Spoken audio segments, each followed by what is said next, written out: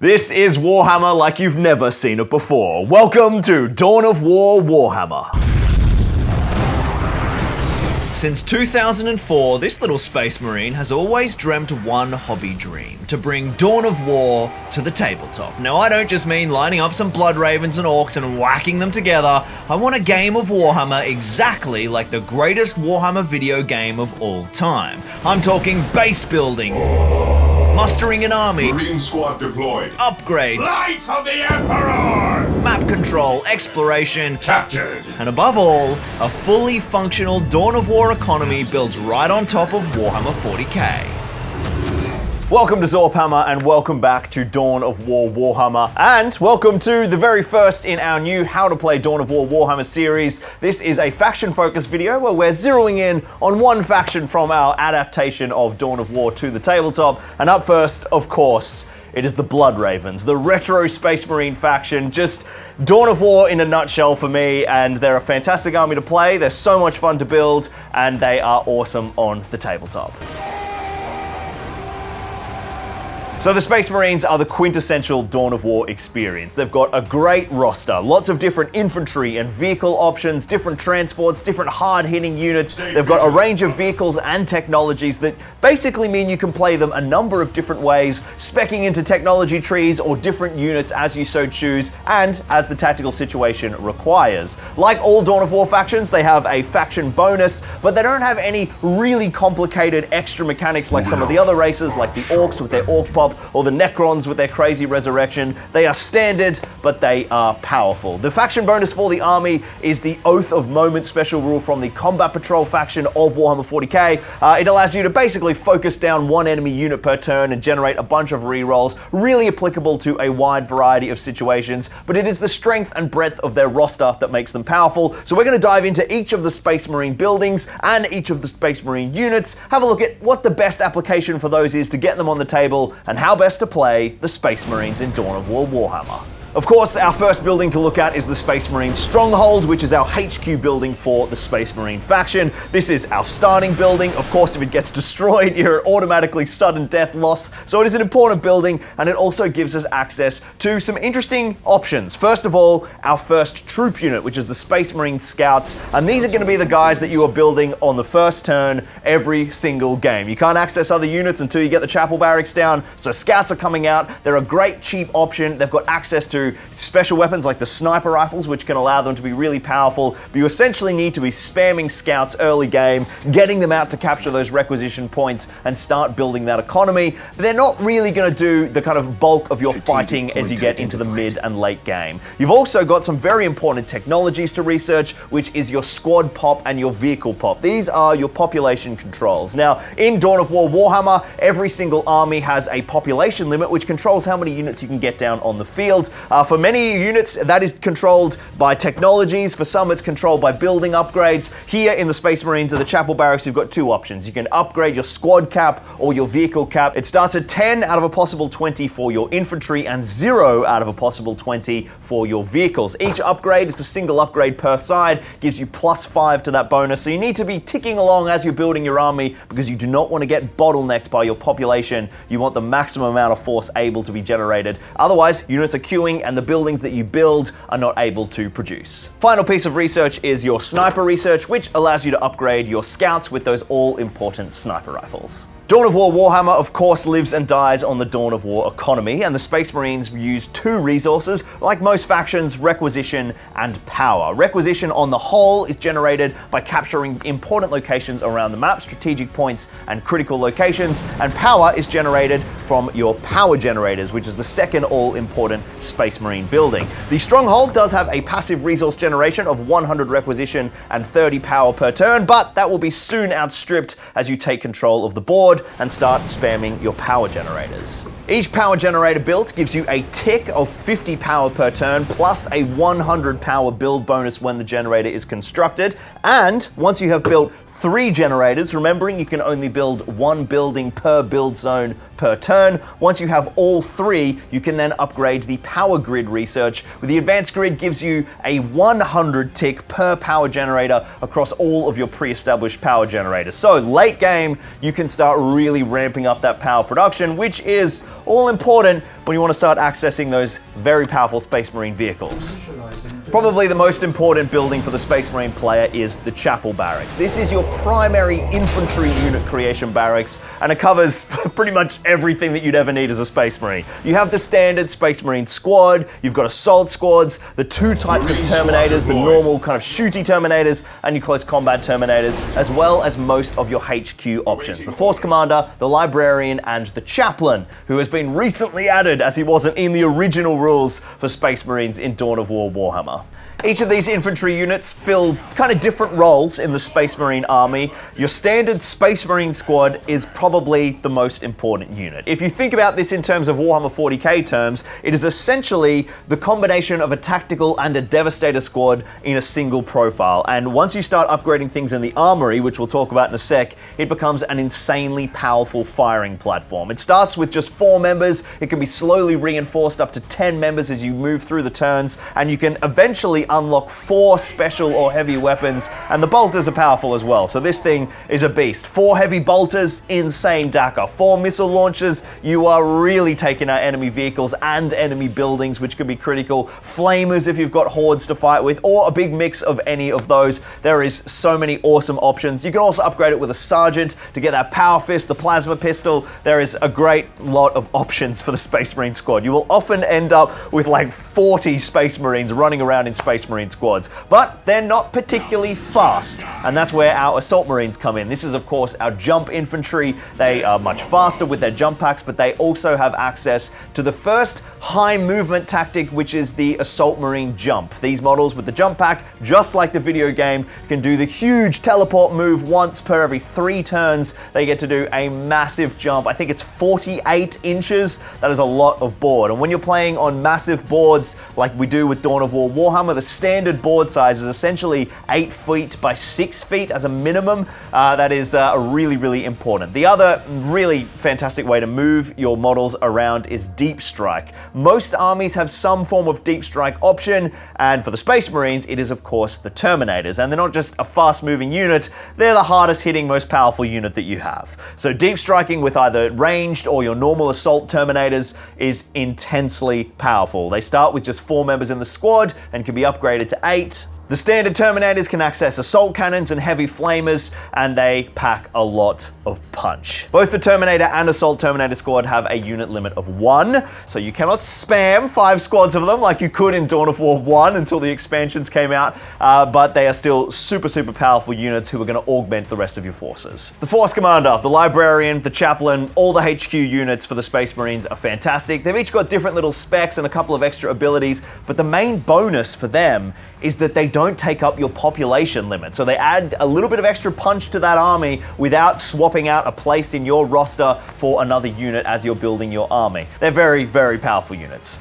Well, while we're talking about unit creation buildings, let's move to the Machine Cult. This is obviously your vehicle creation platform, and it's insanely important for the Space Marines. You have a wide range of vehicles available that can sort of fulfill essentially any role, from rhinos to transport those Space Marine squads all around the board, to your Predators to get that big range support, and of course Land Raiders for firepower and transport. You've got faster moving units like the Land Speeders, and then fire support from the Whirlwinds.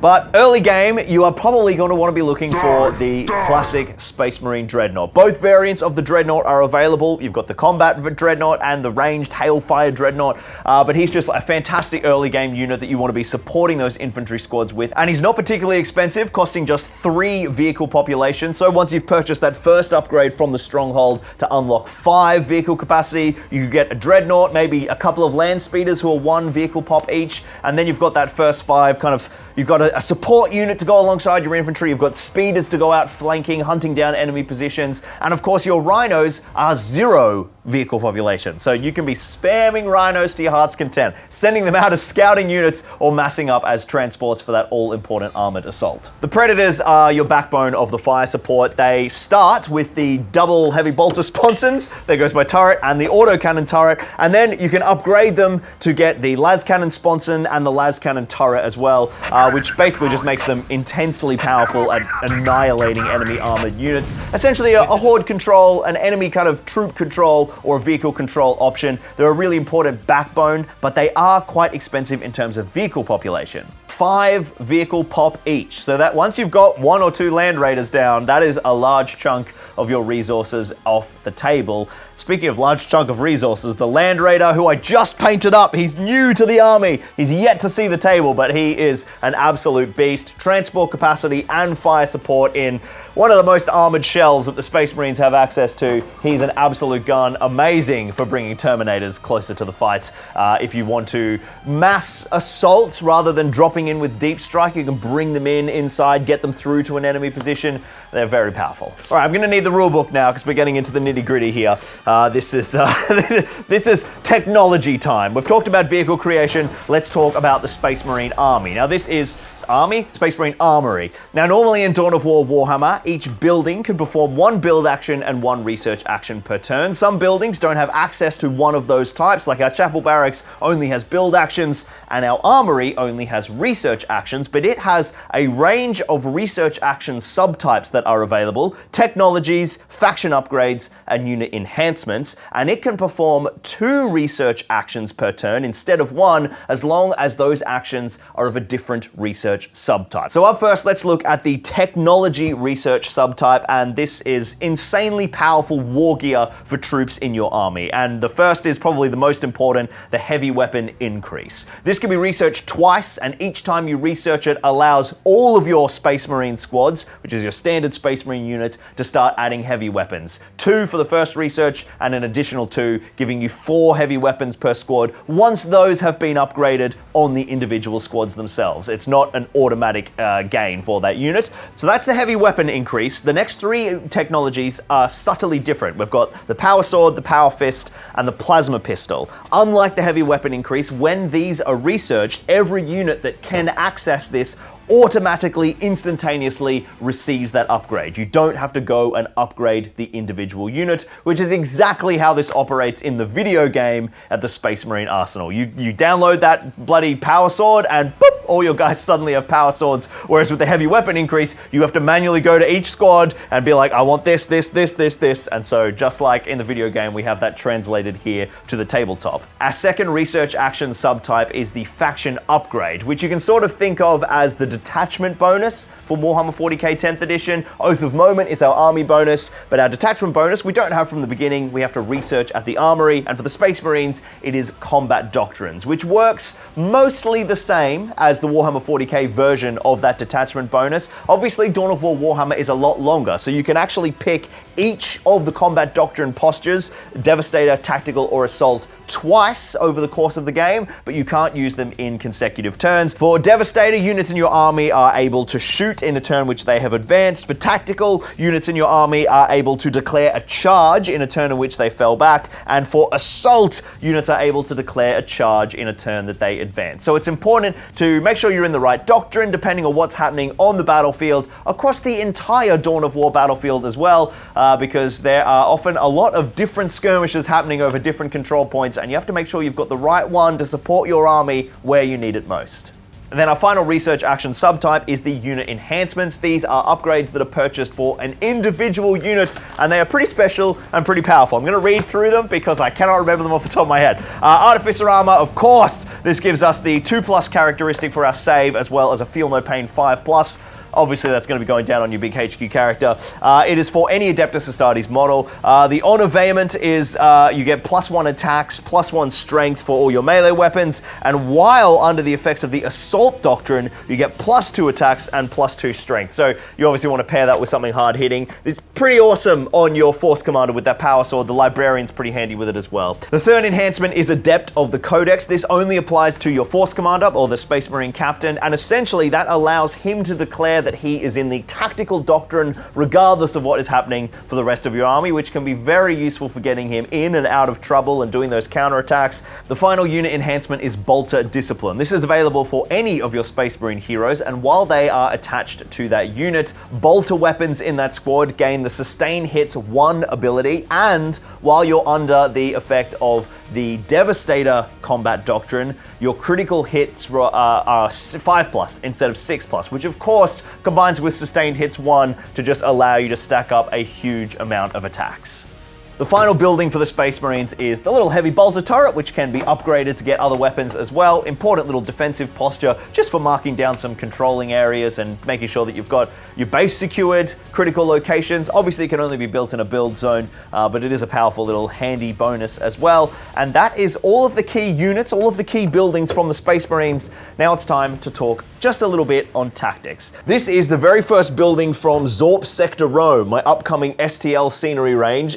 It's currently free right now down in the description at ZorpHammer.com. This building's essentially, this is one building combined in many modular ways, but it's like our kind of workflow test, our prototype for the full range, which will be coming to Kickstarter in a few months' time. But right now, go and grab this file for free. Let me know what you think of it. A really, really cool kind of sci-fi Roman aesthetic that we've developed. We've done a lot of work sculpting all of the different parts, and I think it's going to be a really cool set of scenery. Perfect for filling out your table for Dawn of War Warhammer games. So go and grab the free file right now from ZorpHammer.com down in the description. Cheers, guys. So obviously, at the beginning of the game, you start with your Stronghold. You want your scouts early. We talked about that already. Your first building is usually your Chapel Barracks, because you need to start spamming that unit creation. You're going to run maybe 2 or 3 scout squads over your first 2 turns here at the Stronghold, as well as looking towards getting that infantry and vehicle population bonuses.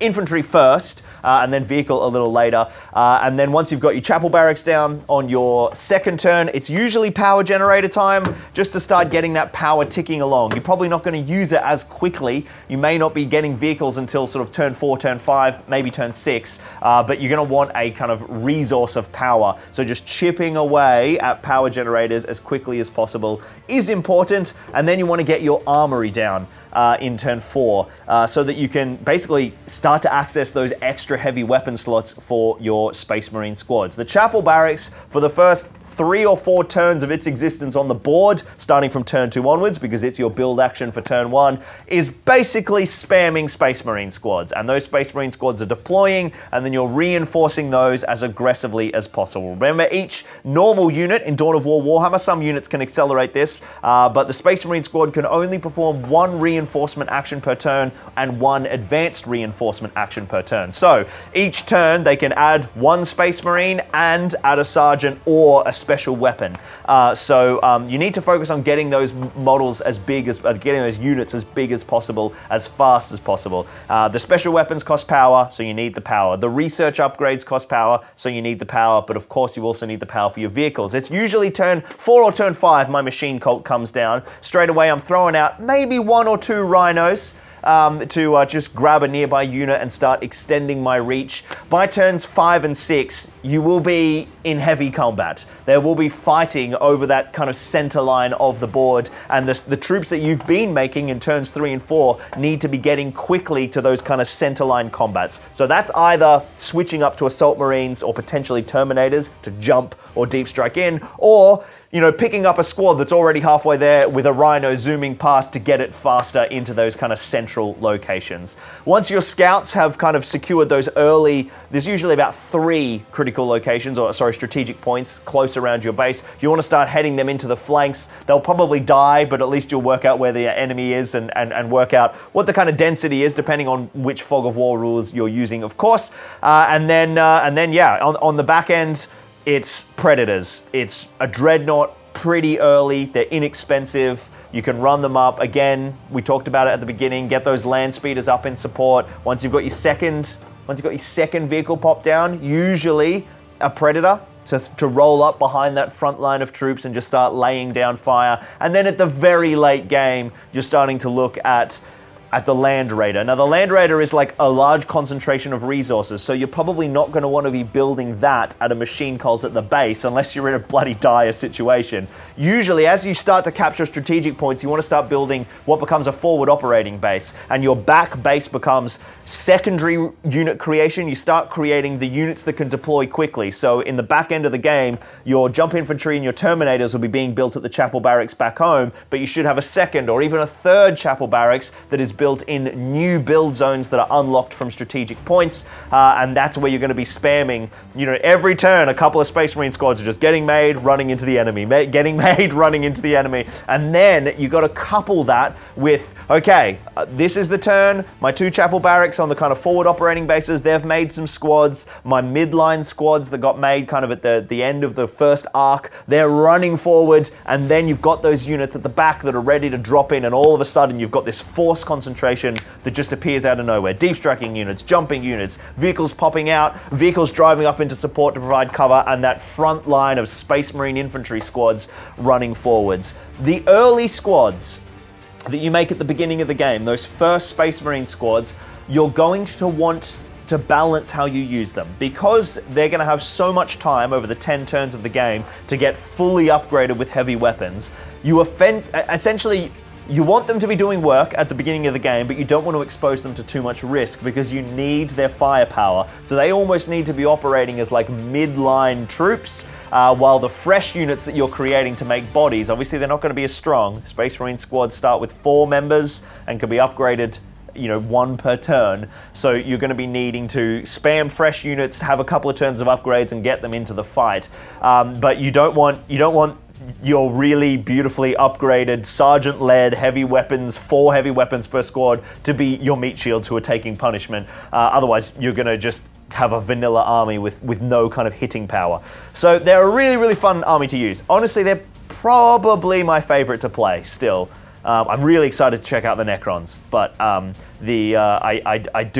do really enjoy playing the Blood Ravens. It's just such a classic Dawn of War experience for me. I hope you guys enjoyed this video. This was just like a really fun kind of faction focus to put together, and so my plan is to just keep doing these 1 per army, keep doing these overviews, the units, the vehicles. I don't talk about specific costs because of in terms of requisition and power, not for every single thing anyway, because of course those do change as things get balanced and tweaks get made. So technically now this video can never be out of date. This is always going to be a useful reference for people. The full rules, of course, for Dawn of War Warhammer are available at my Patreon, link down in the description. It is just the most fun I have ever had playing Warhammer 40k. I love playing it so much, and it is so cool. You're seeing folks in the Discord posting photos of painting up their armies, building their units, getting their buildings and their boards made themed to Dawn of War. It just absolutely hypes me up.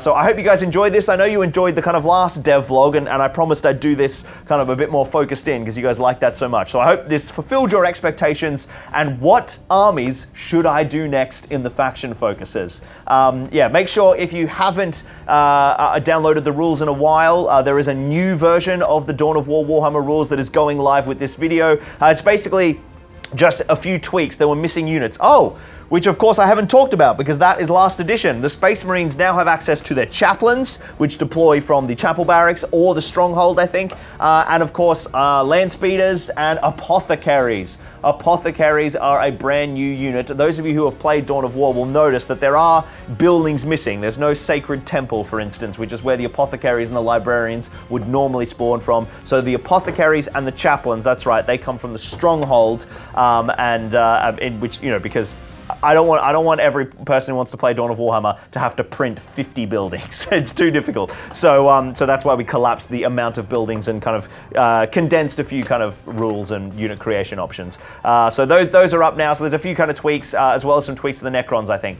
So make sure you grab the latest version of the rules down at patreon.com/ZorpHammer. Link is down below. And I will see you guys very soon. And hopefully, if the faction focuses keep kicking off, once I've got the new board ready, we can do another big battle report. I reckon it's got to be Necrons versus Eldar. That Eldar army is so nice. We've only seen it in a battle report once. And the Necrons, we got to get the Necrons on the table. They're so cool, and they've never been seen. So thank you so much for watching, and I'll see you next time right here on ZorpHammer.